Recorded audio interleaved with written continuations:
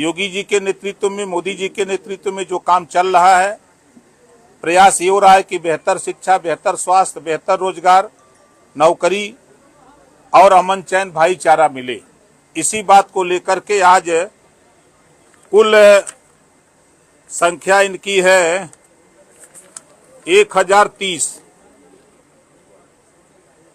1030 लोग आज party join कर रहे हैं भाई खुर्शीद आलम जी के नेतृत्व में। यही ना है? और भी है, सूची बन नहीं पाई। अभी और सूची बता रहे हैं बन नहीं पाई है, तो फिर अगले टर्न में हो जाएगा। ये जो सपा से ज्वाइन हुए हैं इसमें कहाँ कौन-कौन से जनपद के हैं नेता और क्या-क्या डेजिग्नेशन था उनका समाजवादी पार्टी? भैया ये 1030 की सूची मेरे पास है। नबी अहमद हैं, आसिफ अली, मोहम्मद रफ़ी, मोहम्मद आसिफ, बशीर अहमद, रईस खां और हसन असगर, ये समाजवादी पार्टी, फिर बहुजन समाज पार्टी, फिर समाजवादी पार्टी, फिर MIM के लोग हैं, फिर समाजवादी पार्टी।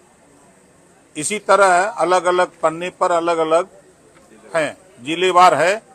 श्रावस्ती से लेकर के, मुरादाबाद से लेकर के, बाराबंकी से लेकर के, बलिया के हैं, गाजीपुर के हैं, आजमगढ़ के हैं, मुरादाबाद के हैं, बिजनौर के हैं, बरेली के हैं, मेरठ के भी हैं, सहारनपुर के हैं,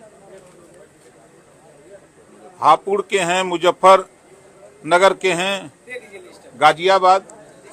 हम व्हाट्सएप कर देंगे, आपको PDF व्हाट्सएप करा देंगे।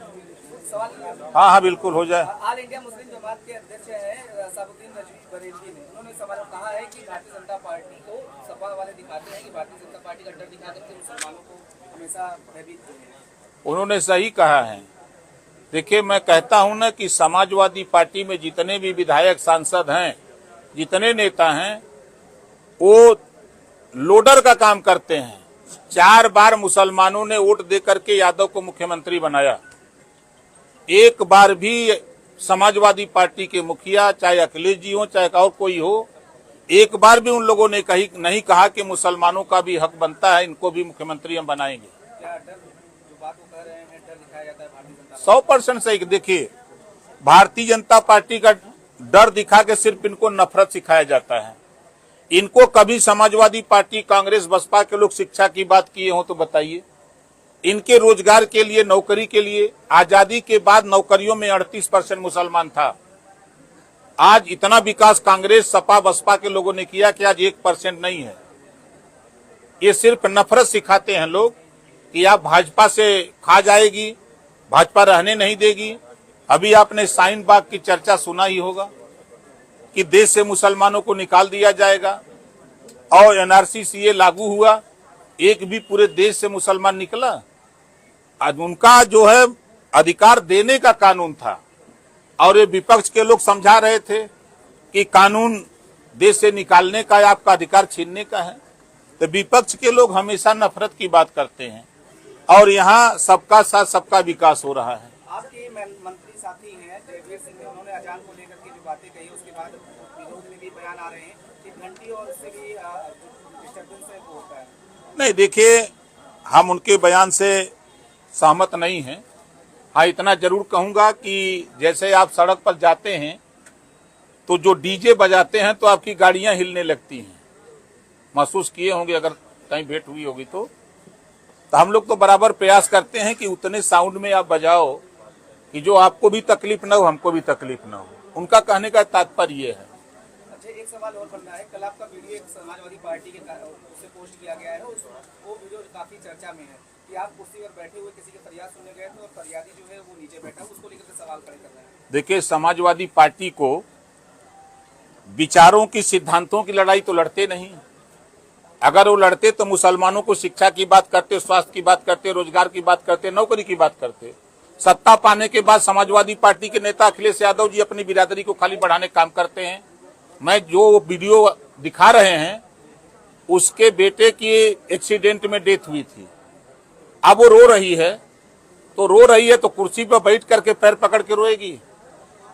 उनको इतना ज्ञान होना चाहिए, पोस्ट करने वाले लोगों को भी ज्ञान होना चाहिए कि एक उसकी बूढ़ी माँ है जो बर्तन मांज करके किसी तरह अपना रोजी रोटी चलाती है, जो बेटा मरा है उसकी माँ पैर पकड़ के रो रही है।